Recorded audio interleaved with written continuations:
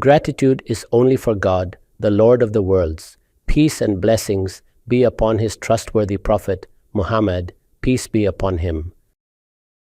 I seek refuge with God from the accursed Satan, in the name of God, the most gracious, the most merciful. Ladies and gentlemen, the 9th verse in the preface of Surah Al Baqarah is being discussed. يُخَادِعُونَ لِلَّهَ وَالَّذِينَ آمَنُوا وَمَا يَخْدَعُونَ إِلَّا أَنفُسَهُمْ وَمَا يَشْعُرُونَ. They want to deceive both God and the believers, but in reality they deceive only themselves, though they do not realize it. In other words, wanting to deceive can also be rendered as trying to deceive. This is the translation of the word mukhada'at in yukhadi'una. وَمَا يَخْدَعُونَ إِلَّا أَنفُسَهُمْ وَمَا يَشْعُرُونَ. In reality, they are deceiving themselves but remain oblivious to it. There are two key words here, mukhada'at and khada'. What is the difference between these two? I have explained that the original expression is yukhadi'un. Lillah, they try to deceive God. Mukada'a, or attempting to deceive, refers to an attempt or a pretense to deceive someone. The two phrases used here are deceiving and trying to deceive are two distinct interpretations. The instance of وَمَا يَخْدَعُونَ means they are deceiving, while mukhadarat, used in the other instance, means trying to deceive. Thus, when the Quran says يُخَادِعُونَ لِلَّهَ, it means they try to deceive God and the believers.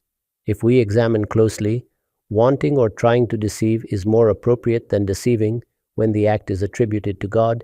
A person in utter foolishness can indeed try to deceive God, but will never succeed in doing so.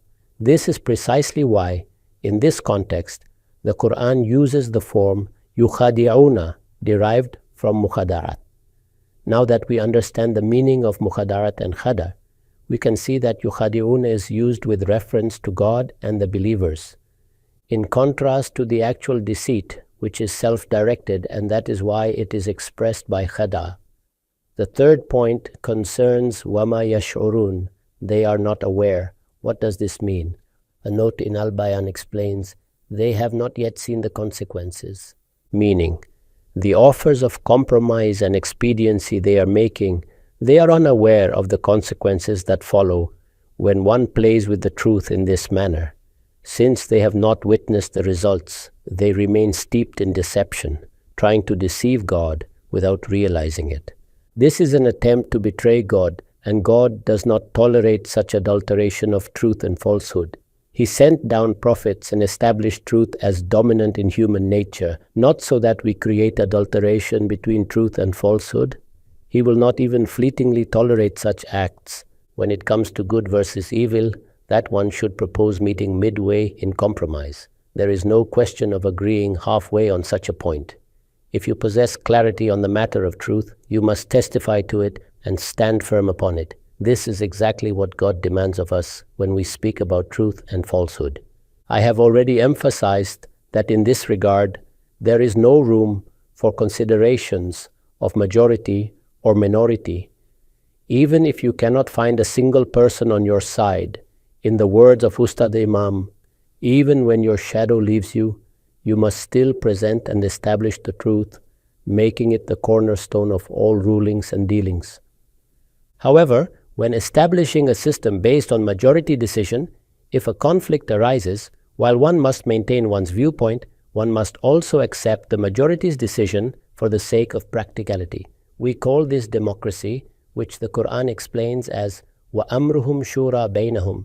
Their affairs are conducted by mutual consultation. This describes a method of decision-making, not a criterion of truth or falsehood. These people, however, advance such an idea even with reference to truth and falsehood.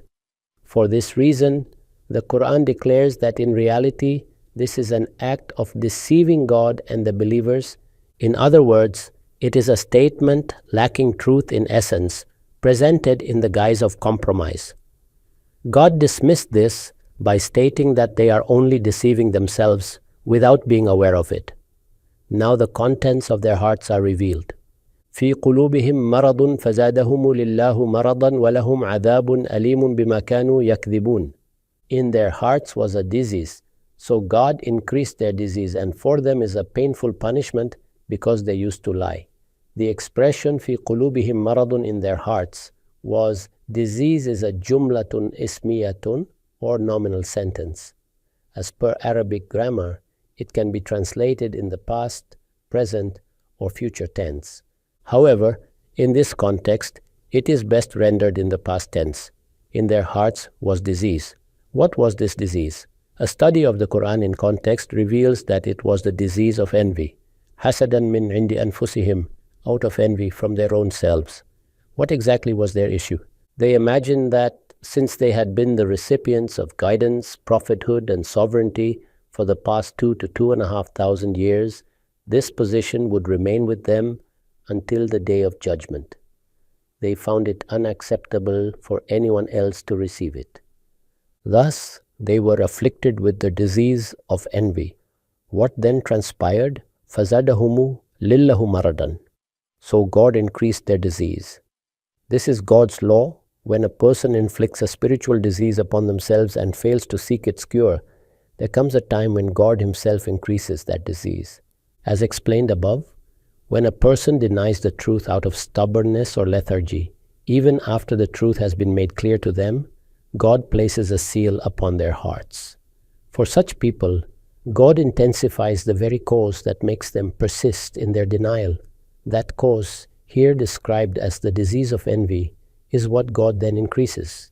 There is a note in Al-Bayan stating, they were envious. Why had God blessed Bani Ismail with His guidance? This was the root cause of the problems the Jews had when the Holy Prophet, peace be upon him, began receiving revelation. They were envious that Bani Ismail had been granted God's guidance, and this envy only multiplied as Islam expanded and gained success.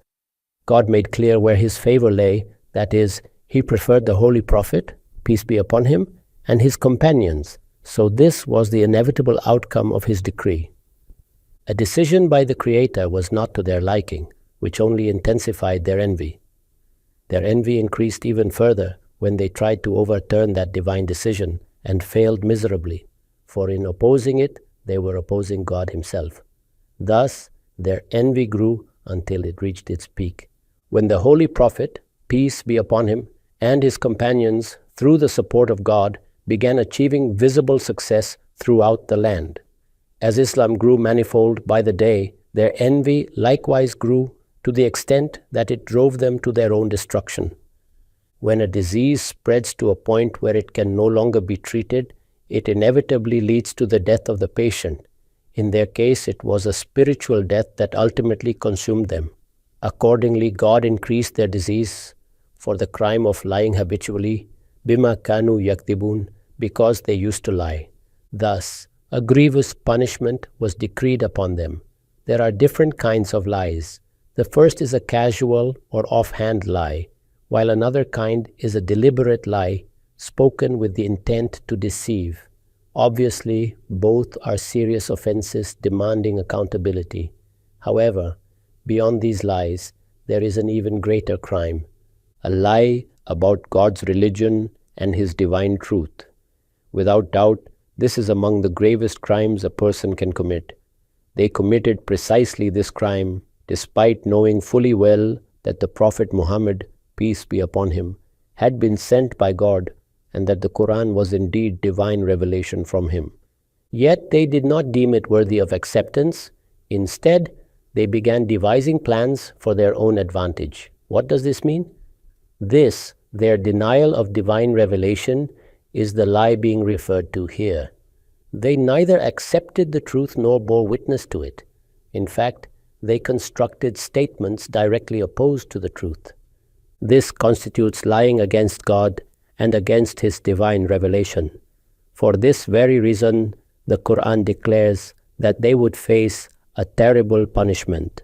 وَإِذَا قِيلَ لَهُمْ لَا تُفْسِدُوا فِي الْأَرْضِ قَالُوا إِنَّمَا نَحْنُ مُصْلِحُونَ. And when it is said to them, do not cause corruption on the earth, they say, we are only reformers. The verse states, وَإِذَا قِيلَ لَهُمْ لَا تُفْسِدُوا فِي الْأَرْضِ. And when it is said to them, do not cause corruption on the earth. What does this refer to? And what does their response, "We are only reformers" mean? Let us examine the Al-Bayan notes on both these expressions. The words used here are "La tufsidu fil ard," do not cause corruption on the earth. The negation in this phrase pertains to the consequence rather than the action itself. For instance, if one says, "Remove the table," the intent of the instruction lies in its result that the table's removal will bring about a certain outcome. The negation, therefore, concerns the consequence, not the immediate act itself. The same principle applies here. So what exactly were they doing? They were advocating compromise. And what would be the outcome of such compromise? The Quran explains that the result would be warfare, spreading across the earth, destroying lives and crops. Later, I will refer to another Quranic verse that elaborates this point in detail. What would be the cause of such war and devastation? It is because Dainunat, or divine judgment of God, was manifest upon the earth at that time. The verdict of good versus evil was to be executed in the world itself. This was not an era in which one could side with falsehood, fail to testify to the truth, and yet expect that God's judgment would be deferred until the day of resurrection. Rather, the verdict was to be delivered here on earth. Every divine verdict has two possible aspects.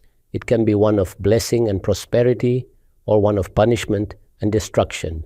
For example, when Bani Israel accepted the message of Prophet Moses, peace be upon him, as a majority, they migrated with him honorably in faith, safety, and well-being. Similarly, the followers of Prophet Yunus, peace be upon him, accepted his call and were saved. However, if this does not happen, if the majority reject the truth, two possibilities remain. First, the absence of a sufficient number of believers may bring about divine punishment. Alternatively, it may result in widespread warfare and bloodshed. In both cases, trees and crops would be destroyed as a consequence of divine wrath. This is later explained by God in Surah Al-Tawbah. The negation found here, "La tufsidu fil ard," is, therefore, with respect to the consequences. That is, given that Dainunat, or divine judgment, is currently manifest in the world, they are being warned, do not incite people toward violence and war under the guise of compromise. Rather, call them to Iman, or faith, to peace and reconciliation based upon the truth. They claimed that by preaching compromise, they would bring peace, but the Quran clarifies that genuine peace and prosperity come only through affirming and accepting the truth. In essence, peace and prosperity are indeed inevitable, but only through adherence to truth, not by blurring the line between good and evil. The Quran explains that if you act otherwise, God has decreed that He will ensure truth prevails over falsehood. Since this divine action was now to be carried out by the swords of the believers, war and conflict became an inevitable result. Hence the warning, "Do not kindle the fire of war, for it will lead to the destruction of crops and lives." This reality is made explicit in verse 205 of the same surah. When you read verse 205, the outcome becomes perfectly clear that in an age when Dainunat, or divine judgment, is manifest, if the truth is not accepted or is knowingly denied, or if deceptive means are employed to evade it, then a final and decisive verdict shall indeed be passed. Should the final verdict be resisted, as was done by the Jews, as you are aware, it led to trees being cut down and to the expulsion of Banu Qurayza, and the rest is well-known history. This is precisely what they are now being asked to refrain from. When it is said to them, "Create not disorder in the land," by adopting this attitude, they reply, "We are only reformers." I have already noted what they mean by this. It refers to the policy of compromise adopted by them between the two parties. Their policy was based on compromise. The two parties referred to were Prophet Muhammad, peace be upon him, and his true followers on one side, and the Jews on the other.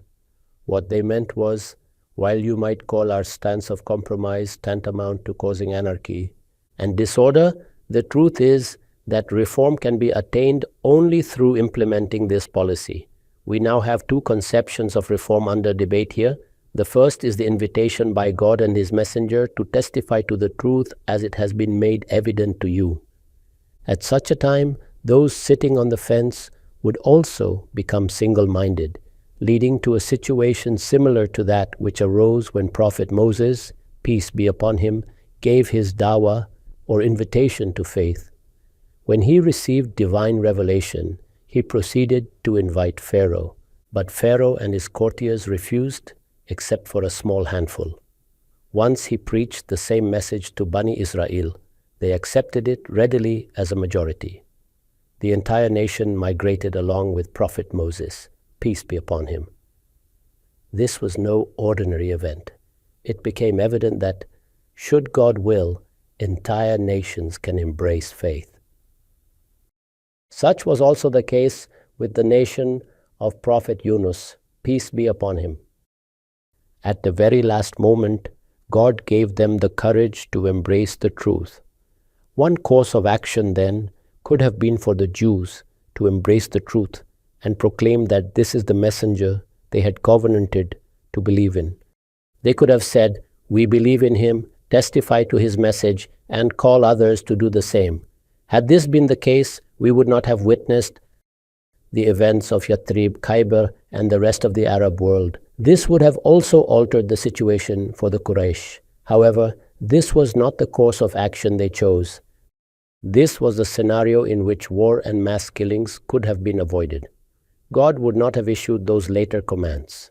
The battles of Badr and Uhud and the expulsion of Banu Qurayza and Banu Qaynuqa could all have been prevented. This was the root cause of all those events. On the other hand, they could have proposed an alternative agreement regarding how reform should take place. They could have suggested that Muslims not settle the issue of good versus evil, nor insist upon it, but mutually accept each other's status, that of the Jews and that of the Muslims. The two groups could have respectfully agreed that they both had different ways of worshipping God, and this could have been a peaceful resolution. This opinion is prevalent in modern times as well, that some sort of compromise or unity can be reached between good and evil. Such an attitude, however, is entirely baseless and false, and possesses no validity. Good and evil are mutually exclusive and cannot be mixed. Good is singular, while evil can take many forms. Truth tolerates no partners. Truth and goodness demand that they be preached without impurity or subtraction. The real intent is not how many people testify to it and how many do not, but rather the extent to which people believe in it and spread it without adulterating the message. The real issue is not the number of those who accept the message, but whether the proof has been established, whether it has been delivered in its pure and true form, leaving no excuse for anyone to challenge it on the day of judgment. Such is God's law in matters of good and evil. Now, let us address the question of living alongside other communities. We must live with mutual respect and acknowledge the right to disagree. We proclaim that while we maintain our truth, we will not act aggressively against others, but leave the final judgment to God, as He always does, as He has done in this world before, and as He will do again on the day of judgment. We are declaring the truth against all forms of shirk or association of partners with God, kufr or disbelief and apostasy, but we will maintain a stance of peaceful coexistence. Such is the real message we preach. While we accept the right to dissent and disagree with mutual respect and tolerance, we do not accept that all beliefs are equally true or that everyone is correct in their own way. They proclaimed, "You call our policy of compromise mischief-making, but we believe our way is the only path to reform." قالوا إنما نحن مصلحون, meaning, why, we are indeed the reformers. I have already explained the meaning of this statement. ألا إنهم هم المفسدون ولكن لا يشعرون. Indeed, they are the ones who make mischief, but they realize it not. The Holy Quran did not accept their proposal, making it clear that since the time for judgment had arrived, the stage was set for a small-scale qiyamah, or divine reckoning, to take place. since the Holy Prophet, peace be upon him, and his companions were now in authority, they were chosen to act out this divine verdict. يُعَذِّبُهُمُ بِأَيْدِيكُمْ. God will punish them through your hands. Since their proposal was unacceptable to God, the outcome inevitably led to disorder and chaos. أَلَا إِنَّهُمْ هُمُ الْمُفْسِدُونَ وَلَكِنْ لَا يَشْعُرُونَ. Surely they are the ones who make mischief, but they realize it not.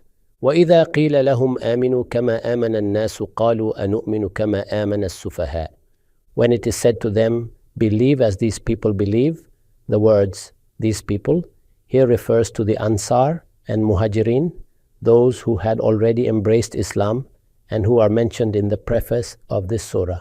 In response to this reference to others, they respond with arrogance. I have elaborated the latent meaning in this statement. With arrogance they say, shall we believe as the fools believe? We can see from this how mistaken is the view held by certain people that these were the hypocrites who believed outwardly but not inwardly. This is a completely false perception. These individuals belonged to an entirely different group of hypocrites. This group presented a proposal based on compromise aimed at adulterating and blurring the distinction between good and evil. They had not accepted Islam and were not part of the Muslim Ummah or community. This attitude of theirs has therefore been described as nifa'ak, or hypocrisy. With arrogance they would say, shall we believe as the fools believe? The other group of hypocrites would never utter such a statement. When questioned, they would respond that these people are foolish, while they themselves are the ones who possess wisdom and insight. They claimed that the believers had erred. What do these people know of wisdom and knowledge? They said, قَالُوا أَنُؤْمِنُ كَمَا آمَنَ السُّفَهَاءُ. Shall we believe as the fools believe? أَلَا إِنَّهُمْ هُمُ السُّفَهَاءُ وَلَكِنْ لَا يَعْلَمُونَ. Listen, they themselves are the fools, but they do not know. وَإِذَا لَقُوا الَّذِينَ آمَنُوا قَالُوا آمَنَّا. When they meet those who believe, they say, we believe. As explained earlier, when they met the Muslims, they would claim that their own creed too had merit. And with regard to the Messenger of God, they would say, we believe that he is indeed the Messenger. Their proposal would not work unless they professed this much belief. However, let us now address in what sense they accepted the Holy Prophet, peace be upon him. The Jews used to give Muslims the impression that they accepted the prophethood of Prophet Muhammad, peace be upon him. When they proclaimed that they had accepted him, they gave the impression of believing in him as a true messenger. Yet in their hearts, they accepted him only as a messenger of God for the descendants of Ismail, peace be upon him. This was the true context of their belief. Even today, many religious sects continue to hold a similar attitude regarding the status of the Holy Prophet, peace be upon him.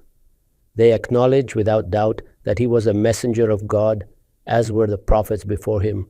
They agree that his followers found one particular path of guidance, but, they say, that does not mean everyone must follow him.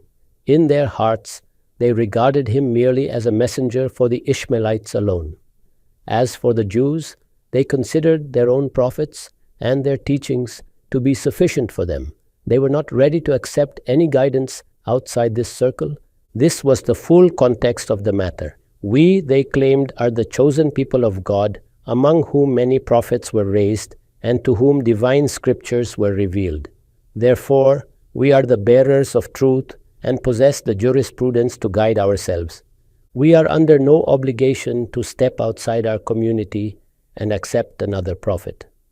However, they were willing to concede that God might have sent down a messenger for the Ishmaelites, and they had no objection to that.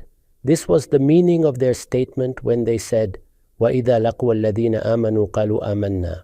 When they meet those who believe, they say, we believe. وَإِذَا خَلَوْا إِلَى شَيَاطِينِهِمْ. But when they are alone with their evil ones, the words used here are خَلَوْا إِلَى شَيَاطِينِهِمْ. When they met the Muslims, they expressed belief, but only in this limited sense. They retained their true conviction in their hearts, while outwardly acknowledging the Holy Prophet, peace be upon him. Let us now examine closely the words used for when they are alone with their evil ones. As the commentary of Al-Bayan explains, the words used are kalau ila, with the preposition ila following the verb kalau. This construction indicates that another verb is implied within kalau, one that naturally collocates with the preposition ila. In Arabic usage, verbs are typically followed by their appropriate prepositions. When a preposition appears that does not directly fit the verb, it implies that another verb, one that fits, has been omitted. Thus, the verb kalau here encompasses within itself the meaning of that omitted verb. This feature is common in Arabic idiom and metaphor and occurs in several places throughout the Holy Quran. This is precisely the case here. Furthermore, we should note that the word shayateen or devils is used for the Jewish leaders in the same figurative sense that we use the term devil in Urdu. In the phrase khalaw ila shayatinihim, the meaning conveyed is when they reach their evil ones in seclusion.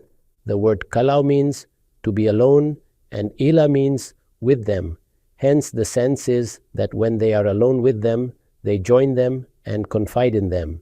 This full meaning has been brought out in the translation. Secondly, what does evil ones refer to? This refers to their leaders, the powerful among them, and the expression is used just as we say in Urdu, he is like the devil. In the Holy Quran, the word shayateen is used for both jinn or unseen beings and humans, that is, shayateen al-jinn and shayateen al-ins. وَإِذَا خَلَوْا إِلَى شَيَاطِينِهِمْ قَالُوا إِنَّا مَعَكُمْ. But when they are alone with their evil ones, they say, indeed, we are with you. إِنَّمَا نَحْنُ مُسْتَهْزِئُونَ. We were only mocking them. They assure their leaders that when they had declared belief, they had not truly believed. It was only a pretense.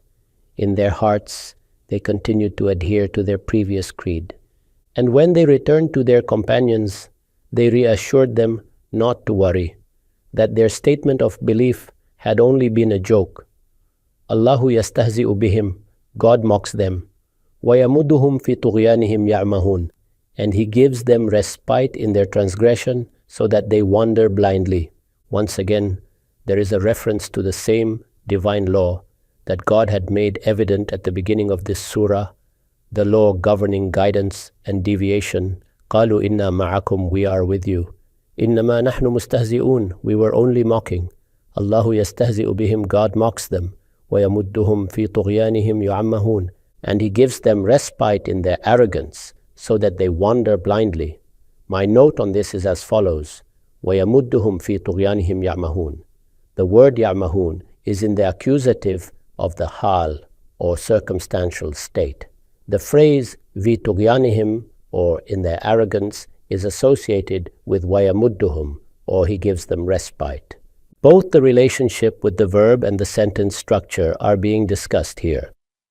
Those familiar with the Arabic language can appreciate this subtlety. Fi tughyanihim is related to yamudduhum, since expressions like maddahu fihi or he extended him in it are often encountered in Arabic usage. Both constructions are acceptable, yet I have preferred this one for the above reason. The entire expression serves as an elaboration of the preceding statement, Allahu yastahzi'u bihim, or God jests with them. This subsequent clause clarifies that the more they increase in their arrogance, the more respite God grants them, so that when He ultimately seizes them, they have no excuse left to present. This illustrates a particular aspect of God's law of guidance and deviation. Once a group rebels, the Almighty grants them a period of respite. On the surface, such respite may seem difficult to comprehend. One could understand it if the truth were not manifest. However, why grant respite once a group knowingly and intentionally chooses rebellion? It is precisely this form of respite being explained here. God lets loose the rope of their transgression, shaping circumstances such that they fall further into misguidance while imagining themselves to be rightly guided. This, in fact, is a form of punishment. We can thus perceive various aspects of guidance and deviation. If you appreciate the inherent knowledge God has bestowed upon you, He His peace will descend and He will guide you. If, however, you turn away, God will still grant you temporary respite until the truth becomes completely evident to you. But once the truth has been made manifest and fully comprehended, and one still clings to evil or contrives schemes against it, God then seals the heart. In some cases, He grants respite only up to that point, beyond which there may be no possibility of return. One should therefore earnestly seek God's protection from such a fate. As I was saying, Allahu yastahzi'u bihim wa yamudduhum fi tughyanihim ya'mahuna. God jests with them, and according to His law, grants them respite in their arrogance, such that they wander blindly. أُولَٰئِكَ الَّذِينَ اشْتَرَوَا الضَّلَالَةَ بِالْهُدَى. These are the ones who preferred error over guidance. فَمَا رَبِحَتْ تِجَارَتُهُمْ. But their transaction has yielded no profit. وَمَا كَانُوا مُهْتَدِينَ. And they have lost true direction. They tried to find a way out, but chose error over guidance. They made a transaction, thinking it would not harm their interests or cause any loss to their profits. Yet the Quran declares that their transaction was utterly profitless, and they failed to find the right path. They fell under the grip of God. A note in Al-Bayan explains, the word used here is ishtaro, or they bought. In the expression, أُولَٰئِكَ الَّذِينَ اشْتَرَوْا الضَّلَالَةَ بِالْهُدَى, the term ishtara, or to buy, is employed. To buy something means to give preference to the purchased item over the money spent. Thus, when one spends money to acquire something, one gives precedence to the thing purchased over the money exchanged. In this way, the notion of preference is inherent in the act of purchase. Hence, the meaning to give preference to something is embedded in the word ishtara, and the Quran uses it in this sense in various places. Therefore, I have translated this as, these are the ones who preferred error over guidance. Now the question arises, why is this meaning of preference applied to the word ishtara, which typically denotes buying or purchasing? This is my reasoning behind that interpretation. As for the statement that they could not find the right path, I have written, God lifted the veil from their hypocrisy. They had attempted to deceive by mixing truth and falsehood, even after knowing the truth regarding the advent of God's messenger, peace be upon him. They sought a compromise, but the veil had to be lifted because at that time God's direct involvement was manifest through the presence of His messenger in the world. In our time, these veils remain and will only be lifted on the day of judgment. However, at that time, nothing could have been more foolish than their attitude. That is why I have emphasized God lifted the veil from their hypocrisy. The policy of compromise they devised to evade the consequences of the iqamat al-hujjah, or the establishment of proof by the Prophet, peace be upon him, did not succeed. وَمَا كَانُوا مُهْتَدِينَ.